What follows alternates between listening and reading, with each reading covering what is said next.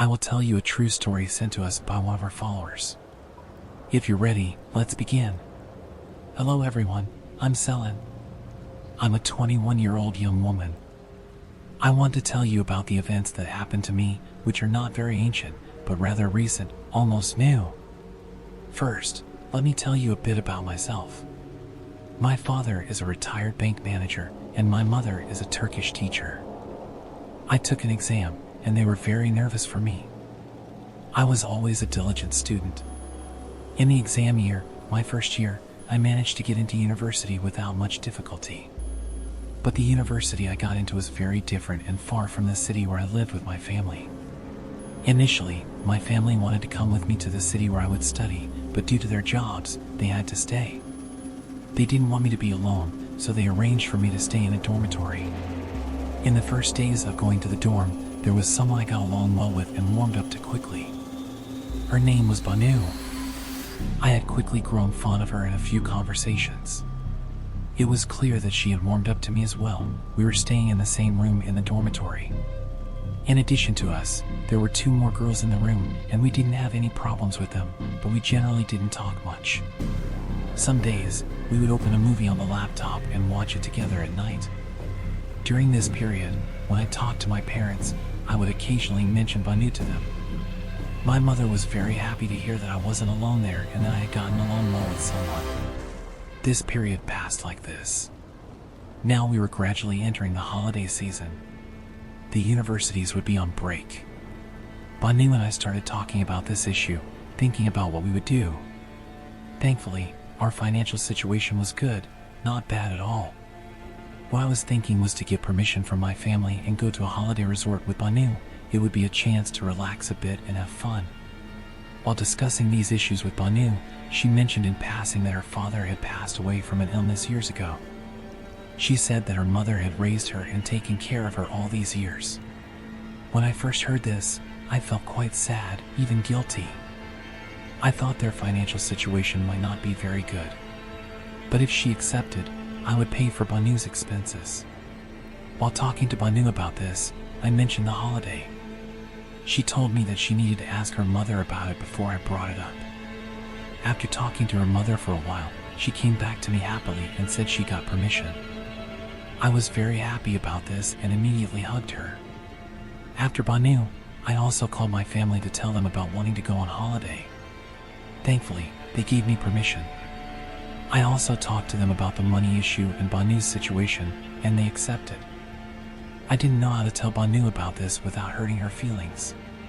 While I was thinking about this, Banu was holding her phone. After a short while, Banu received a message on her phone.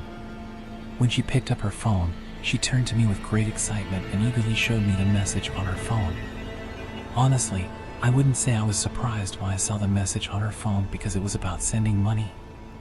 Her mother had sent money to Banu. Some of you might say this is quite normal, but what surprised me was that, as far as I could tell from Banu, it was a quite substantial amount for a family whose financial situation was not very good. Although I was surprised, I didn't bring up the money issue because I didn't want Banu to misunderstand me. We happily started looking for hotels online for our destination. Eventually, we decided on a hotel and made our reservation. In the following days, as our university went on break, we prepared ourselves and started our journey towards the hotel where we would stay. Normally, I had gone to hotels and holidays with my family before, but this time the excitement was because we were going with Banu. After a few hours on the road, we finally arrived at the hotel where we would stay. We took our belongings and settled into the hotel. We spent a few days very nicely at the hotel. On the last day of our stay at the hotel, while we were in the room, Banu's phone rang. After talking on the phone for a while, Banu hung up and turned to me. She told me she had talked to her mother. Banu's mother had asked her to come after leaving the hotel. Banu turned to me and asked me to come with her. At first, I said, "No, let me not bother," but Banu insisted a lot on this matter. I agreed, but I said I needed to get permission from my family. Banu nodded her head in approval. I called my mother and told her what Banu had told me. At first, my mother didn't seem very warm to the idea, but she accepted when Banu took the phone from me and talked to her herself. The next day, we would check out the hotel. I slept well that night. The next day, we bought tickets to the city where Banu's mother was. Since we had shared the money at the hotel, both of us had money with us. We went to the airport and boarded the plane. After a while, we finally reached our destination. When we got off the plane, we got into a taxi and headed towards Banu's house. Their house was a bit far from the city center. We traveled more than I expected. After a while, we finally reached Banu's house. When I asked Banu which house was theirs, she pointed to a house a little further ahead. When I looked at the house Banu pointed to, I saw that it was an old detached 2-story house. Honestly, I was a bit excited to meet Banu's mother. When we arrived at the front door with our belongings, Banu rang the doorbell. After ringing the bell a couple of times, a woman with a strange appearance opened the door. When Banu asked the person who opened the door about her mother, the person inside gestured. After seeing what was inside, Banu turned to me and said okay. I, on the other hand, was looking at the person at the door, surprised and focused. Banu told me that her mother had guests at the moment and it would be boring to go in now. If you want, I'll take our stuff inside, let's go out for a walk. The house will be calm in the evening, we can sit comfortably with my mother and you, she said. Agreeing with what Banu said, I said, okay. Banu took the belongings in my hands and went inside, and I started waiting for her at the door. Since it was crowded inside, I didn't want to go in, but still, the appearance of the person who opened the door seemed a bit strange to me. After a while, Banu came to me from inside, and we left the house and started walking. After a while, we called a taxi and went to the city center and had something to eat. After a while, it was slowly getting late in the evening. Banu said to me, "It's getting late, and we're tired. Let's go home. Our guests have probably left by now." We called a taxi and started towards their house. After a while, we arrived at their house. But there was a strange, unsettling feeling inside me. We went to the front door and rang the bell. After a while, a woman with red hair opened the door. The person who opened the door was not like the person who opened the door for us in the morning, but she had a strange facial expression like her.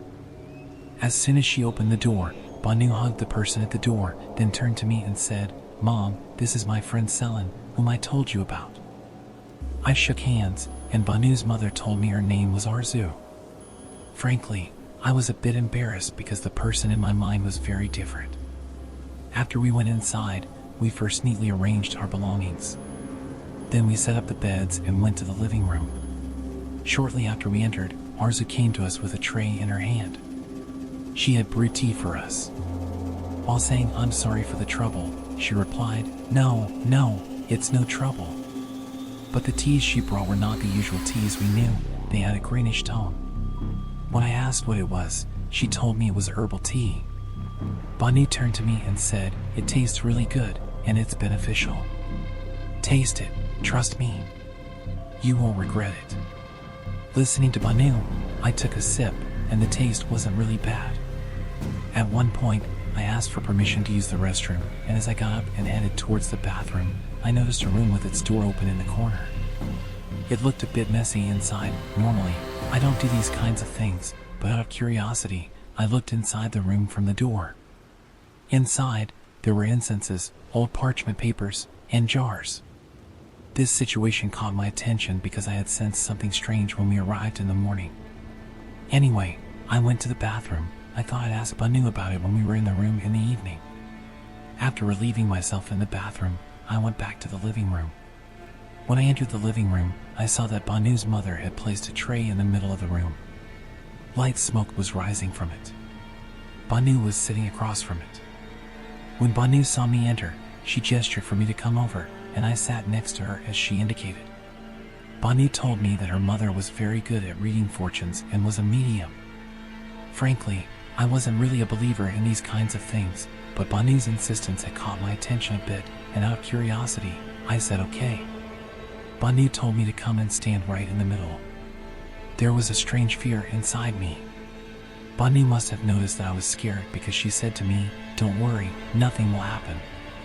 When I stood in the middle, Arzu began to throw a few herbs into the iron bowls in front of her. As she threw them, the steam from the bowls increased, and the smoke slowly took on a purple and reddish shape. She started speaking to me in a serious tone. She started with Selin and first mentioned the names of my parents. She knew these correctly, but I wasn't very surprised because Banu could have told her. Then she started mentioning my date of birth and the names of a few people from my family. The situation was taking on a different dimension. There was no way she could know some of the things she was saying, and finally, she said something crucial. "Do you remember Keenan?" she said. My eyes filled with tears at this point. Because Keenan, the person she mentioned, was my childhood love, and I hadn't told anyone, including my family, about him. Tears filled my eyes when she mentioned his name because I had lost Keenan in a car accident. When I focused on Arzu's face, I saw that her head was slightly tilted to the left. It was as if someone was whispering something in her ear. Despite the warmth inside the living room, I started feeling a strange coldness and eerie feeling. I told Arzu to stop, "That's enough." She listened to me and placed a white cloth on the bowls in front of her. As soon as she placed it, the smoke stopped, but the color of the white cloth slowly started to darken and turn charcoal black. At that moment, when I looked behind Arzu, towards the entrance of the living room, I had the feeling that there was something pitch black with red eyes looking towards us. I immediately closed my eyes, and when I looked back at that spot, I witnessed that the thing I saw wasn't there anymore. I thought it was probably an optical illusion due to the steam. Banu came up to me and asked, "Are you okay?" then brought a glass of water from the kitchen. After drinking the water, I was able to regain some composure. Arzu apologized to me, saying, "Selin, are you okay?" "I'm sorry." I replied to Arzu, I'm fine. There's no need to apologize, but I couldn't shake off the strange feeling inside me. How could Arzu know all these things? Maybe she could tell me many more things that I didn't know yet, but I was quite tired today. That's why I could only mention it the next day. After tidying up, Banu and I went upstairs to the room. When I asked Banu if she also saw what I saw near the door when Arzu placed the white cloth, she looked at me with a puzzled expression and said she didn't. Banu also said to me, "You probably misinterpreted it as I imagined." I didn't dwell on this too much and went to sleep. When my sleep was at its deepest, I suddenly woke up with the sensation of a hand touching my foot. I was trying to open my eyes, but I couldn't do it. After a while, my rigid body slowly began to relax, and I suddenly opened my eyes. When I looked around the dark room, there was nothing to be seen, but I was sure I experienced these things. Were what I saw a dream or the reality itself? Honestly, I was a bit unsettled. I picked up my phone and put on my headphones. When I checked the time, there was still a long time before sunrise. After spending some time on my phone, I eventually fell asleep, succumbing to sleep. I woke up with the daylight filling the room. As I looked around, I noticed that Banu wasn't in her bed. I quickly got dressed and went downstairs.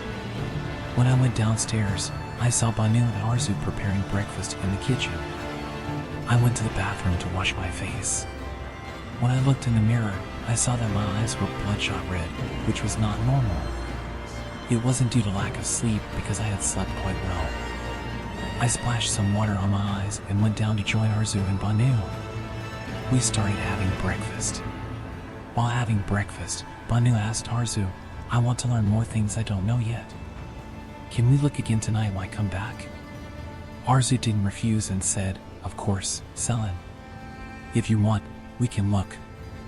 After having breakfast, the doorbell started ringing. As different women began to enter the house, I quickly got dressed and went downstairs. When we went outside, I saw 2 luxury cars parked in front of the house. When I asked Banu about the arrivals, she started to explain to me. She told me that her mother was a medium and had been involved in this business after her father's death. These wealthy individuals were coming to her mother to have their fortunes told.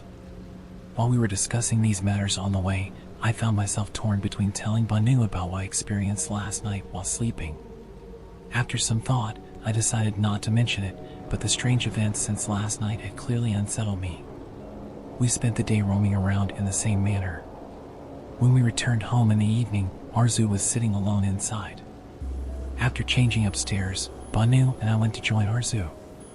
Arzu asked me, "Selin, you mentioned this morning, do you still want it?" To be honest, I felt a bit torn when Arzu asked this, but I couldn't resist my curiosity, so I replied to Arzu, "Yes, I do." Arzu stood up from where she was sitting and headed towards that room inside the house. After a while, she came back with some materials and sat me directly across from her. She began to put herbs into the bowls in front of her, then took a few of the yellowish papers, lit the ends, and dropped them into the bowls. She started murmuring something, and I could make out the movements of her lips. After a short while, smoke began to emanate from the bowls in front of her, but this time, Arzu was focusing solely on the bowls in front of her in a more strange and surprising manner than the events of yesterday. Astonishingly, the bowls in front of her started trembling slowly on their own. Arzu turned towards me and asked, "What do you want to learn?" I responded, "I want to learn things about my family that I don't know." When I said this, Arzu focused on the bowls in front of her again.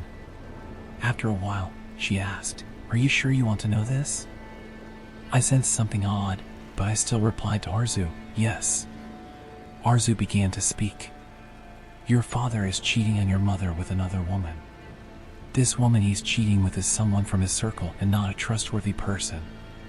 She wants to destroy your parents' marriage, but her interest is not only in your father, meaning she doesn't love your father. Her goal is to take possession of your father's wealth. All she wants is money. Your father, however, is so blinded that he's not even aware of this situation." As Arzu suddenly clutched her head and fainted before our eyes, Banu and I immediately got up and rushed to her side. Banu quickly brought some cologne from inside and we tried to revive Arzu. After a short while, she began to slowly regain consciousness. When we asked Arzu if she was okay, she said, "I'm fine, I just felt dizzy for a moment." Banu and I helped her up and led her to her bed. Then we came back inside to start packing our things.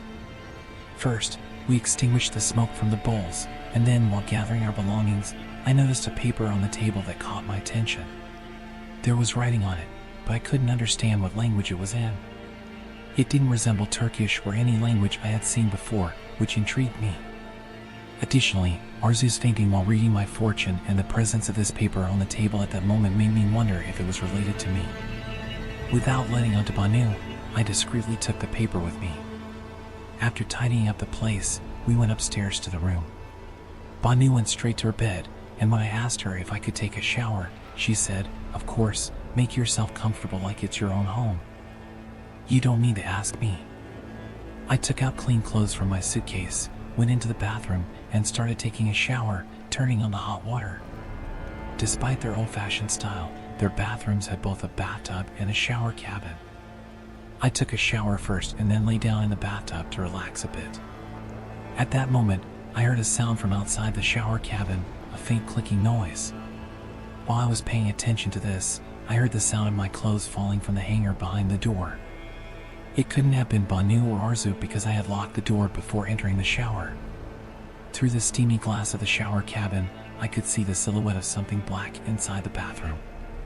My fear began to escalate rapidly. I couldn't open the shower cabin door out of fear. I could see it moving slowly from inside the cabin. I tried to scream and call for help, but fear paralyzed my voice. The silhouette I saw slowly approached the front of the shower cabin and suddenly, in a deep voice, called out, "Selin." I was frozen with fear. The figure lightly tapped on the shower cabin door. I was holding onto both sides of the cabin from inside, preventing it from opening. But there was a problem. The top of the shower cabin was open. At that moment, the silhouette I saw raised its hand slightly. Looking through the top of the shower cabin, I could see its long, sharp-nailed, pitch-black hand, and I felt like I was about to faint right there. I had closed my eyes and was waiting for my impending fate. At that moment, I heard Banu's voice from outside the bathroom door, saying, "Selin, are you okay? Is something wrong? You've been in the bathroom for quite a while." My ears felt numb at that moment, and Banu's voice sounded distant to me. Looking around, I saw that the silhouette was no longer inside the bathroom, and I could finally breathe a sigh of relief. I immediately called out to Banu, assuring her that I was fine and would be out in a moment. After dressing myself, I left the bathroom and went to the room where Banu and I were staying. I was trembling noticeably. When Banu asked me, "Are you okay?" I recounted every detail of what had happened to me while taking a shower. I could tell from the expression on Banu's face that she was shocked by what I had told her. While Banu and I were trying to figure out what the figure was and what had happened, it occurred to me that amidst all this, something had completely slipped my mind. While downstairs, Arzu had told me a few things about my father. I needed to ask my father about them. I told Banu that I would handle this situation tomorrow. I took out my phone and called my father. Before long, my father picked up the phone. When he asked me, "Sweetheart, is everything okay?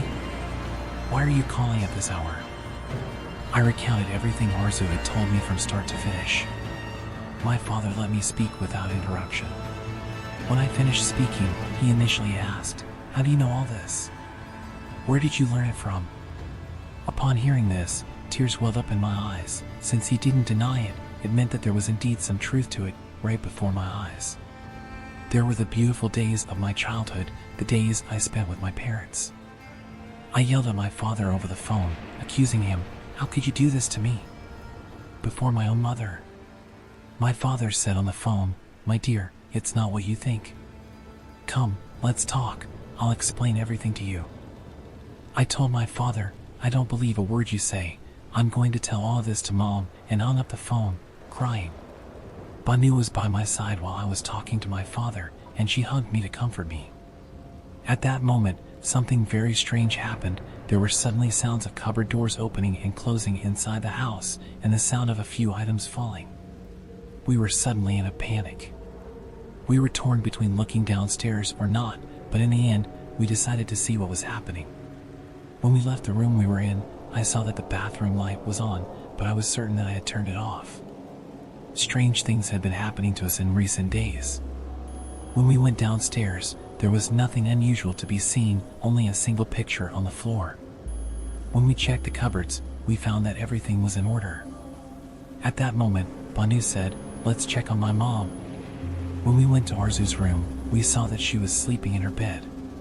The situation was becoming increasingly bizarre because despite the noise being so close and loud, there was no way she could sleep through it. Banu and I went back to the room together. By now, both of us were wide awake and started brainstorming ideas on what to do next. While we were discussing, Banu started researching online about my experiences. After a while, she said that chilling thing, these incidents that happened to us were connected to Jinn. When I heard this, my existing fear intensified even more, and I could feel my heart pounding rapidly. As we delved into researching these, we came across titles like Obsession by a Jinn Lover. I couldn't take it anymore. What were all these? We immediately went downstairs to Arzu. I woke her up and bombarded her with questions about everything that had happened to me from start to finish. Arzu simply hung her head low in response to this situation. After I finished speaking, she began to explain. "Selin, in these fortune-telling activities that I do, it's not just me involved. I can do these through the help of jinns. I seek their assistance. When we first met and I read your fortune, one of the jinns assisting me fell in love with you. The second time we read your fortune, I noticed this situation, and I tried to distance him from you. Normally, I could have stopped him alone, but these jinns belong to specific tribes. So, I couldn't restrain him. The one who called out your name in the shower was that same jinn. I can't help you, but I can guide you to someone who can. They will help you," she said. I was both extremely angry and felt a strange sensation upon hearing this. Without saying anything, I went upstairs and started packing my things. Banu came up to me and said, "Calm down, I'll come with you." Without even responding to Banu, I quickly went downstairs. When I got downstairs, Arzu handed me a piece of paper. I snatched the paper from her hand angrily and clenched it tightly in my fist. Arzu said to me, "My dear, you're right. I'm sorry. Did I want things to turn out this way?" I ignored Arzu's words and stormed out of the house. When I looked back, Banu was following me. I immediately hailed a taxi. Banu couldn't catch up with me. As I got into the taxi, I thought about what to do. My head was pounding. At that moment, I looked at the piece of paper Arzu had pressed into my hand and saw an address written on it. Since I had no other choice at that moment, I decided to go to the address indicated on the paper. I handed the address to the taxi driver and asked if it was far away. The driver told me that the place wasn't too far. After driving with the taxi driver for a while, he dropped me off in a neighborhood with single-story old houses. I thanked him and paid the fare, but how could I find out which house the person Arzu mentioned lived in? As I looked at the paper in my hand, I saw the name Adnan written on the back. This would make my job much easier. I randomly picked a house and asked for Adnan Hoka. They told me to follow the road they described, and it would be the first house on the left. I started walking towards the place they directed me to. When I arrived at the front of the house and rang the doorbell, an elderly man opened the door. When he saw me, he said, "Come in, my daughter." When I asked if he was Adnan Hoka, he replied yes. He invited me inside. Adnan Hoka was a very respectable person. He left the front door of the house open so I wouldn't feel uncomfortable. As we entered, he first offered me a cup of tea and asked for my name. "Selin," I said. Adnan Hoka asked, "Well, what's troubling you, my child?" When I told him about everything that had happened to me from start to finish, he listened to me attentively. After I finished speaking, Adnan uncle said, "Exactly, my child, just as you described. This was an obsession by a Jinn lover. By the permission of Allah, we will rescue you from this situation, but before we start, he asked me to go inside and perform ablution. Although I didn't pray, I knew how to perform ablution. As Adnan Hoka instructed, I went inside and performed my ablution properly. When I came back inside, Adnan uncle handed me a scarf, and after covering my head nicely, he started reciting prayers in front of me. After finishing the recitations, he wrote Arabic prayers on the paper in front of me. Then he turned it into an amulet and handed it to me.